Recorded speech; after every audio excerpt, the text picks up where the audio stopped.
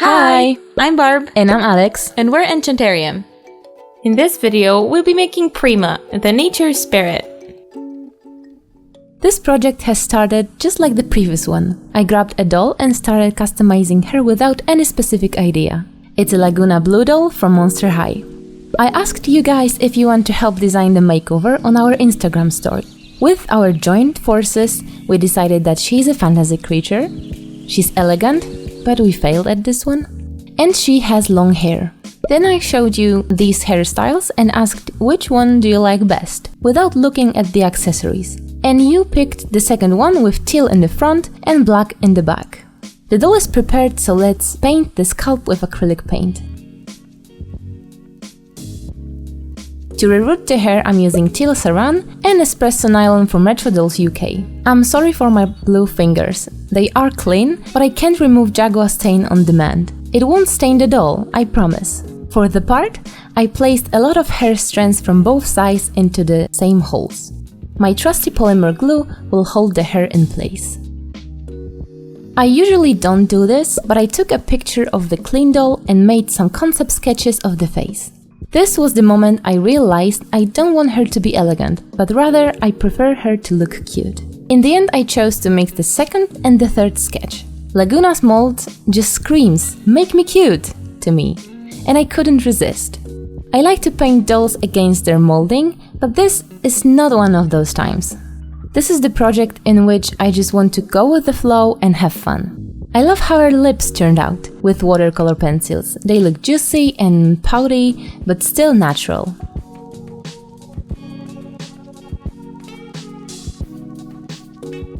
I always add the micro glitter at the end of the repainting process, but I want to try layering the powder to maximize the shine, so I will be adding a little bit of Pearlex micro glitter at the top of each layer before spraying the head with MSC.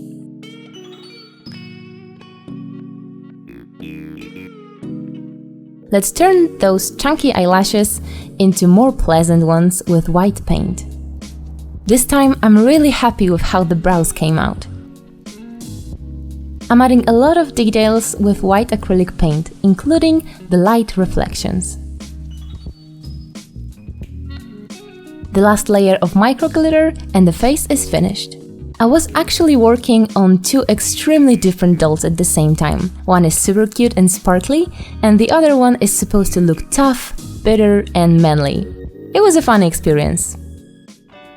Since I was given free rein over the dress after painstakingly making a mistake while recording a voiceover, after I painstakingly made one that Alex didn't like, liar! I decided to work on some patterns that needed refinement. I sewn this a long time ago, and I decided it needs some adjustments. I put it on the doll and assessed the issues. I mainly wanted to work on the length. This pattern originally has a skirt under the top piece, and I didn't want that for this doll. I skipped sewing the sleeves, as I didn't want to change anything in them, and made this first version muslin out of cheap cotton I found in my stash. I adjusted things that didn't quite work for me still. I marked new seam lines and checked the fit. The last thing was to check the length, and I was happy with the result. I'll have the revised version of the pattern linked in the description below. I ironed some stabilizer to this satin-like fabric to keep it from being wonky. I decided to go the extra mile and do some embroidery. I'm not an expert at this, I've only done some cross-stitch when I was younger, so it's basically my first time. I traced the sleeve pattern to the fabric, and then I traced the characteristic points with a template that I made on millimeter paper. Then I used what I think is called the lazy daisy stitch to form the petals.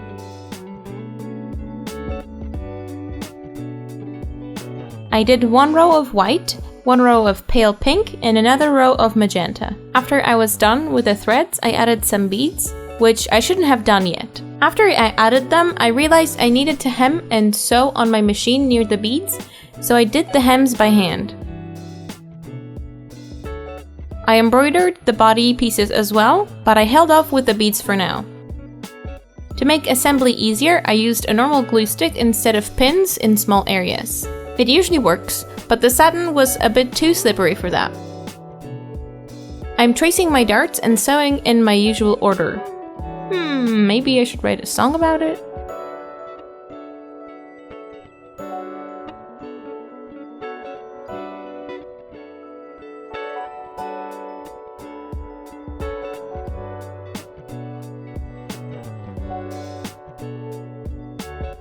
Since I have a very cute new tiny iron, I made sure to press all the seams extra nicely.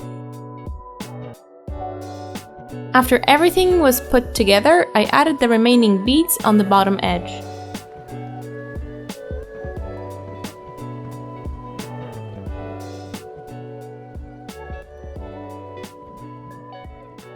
The original Laguna doll has 2 fins, but our has 2 holes instead, so I'm going to make new fins for her. I start forming the fins with a wire, referencing my drawing from time to time to make them as identical as possible. I'm going to make 6 big fins and 2 smaller ones. I followed a tutorial made by Creativity is Weird on her Instagram story, and use this iridescent foil and a hair straightener.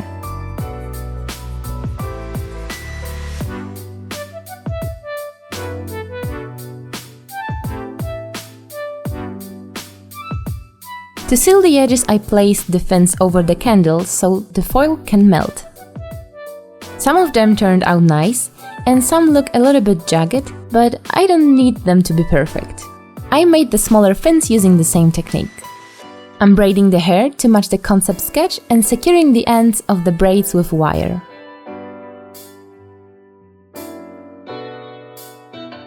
I'm giving the ears a dull motion treatment, which means cutting them off.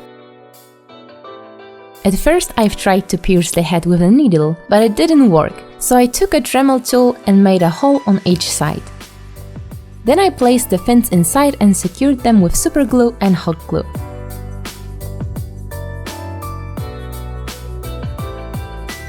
I tried to match the hairstyle to the concept art, but as it turns out, it's more difficult to do with the ears, so I decided to style the braids in different position. Time for the body blushing. I'm using the same pastels and colors as on her face, so a little bit of peachy pink and green.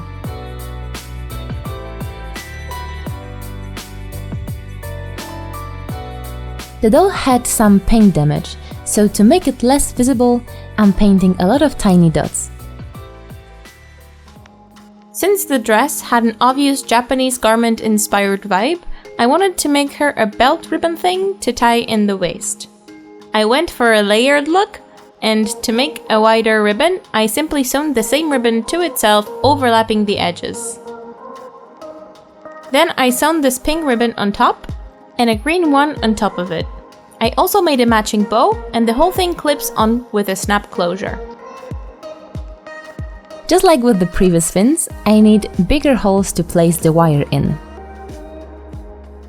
The upper fin is bent towards the back, and the lower fin points outwards.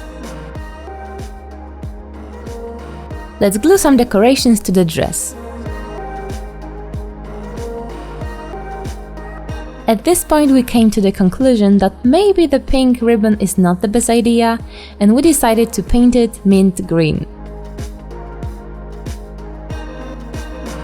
For some more decoration, I used a wire on the sleeves and on the legs.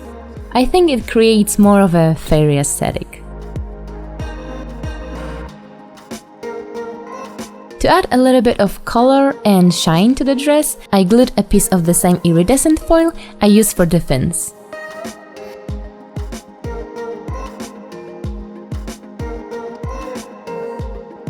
As a last-minute detail, I added a few paper roses to her hair and made this wand using a paper rose, epoxy clay, wire and nail decorations.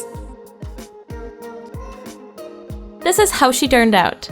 I think she's cute.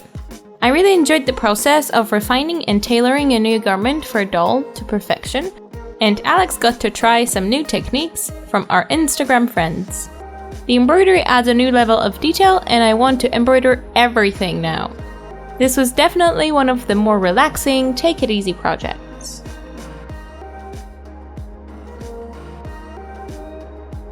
Do you prefer to have a concept for your projects, or do you make them up as you go?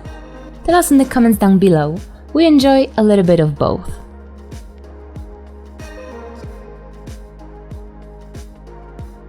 Make sure to follow us on Instagram for some sneak peeks and subscribe for future videos. Have an enchanted day, and we'll see you next time. Bye! and a green oil on top of it.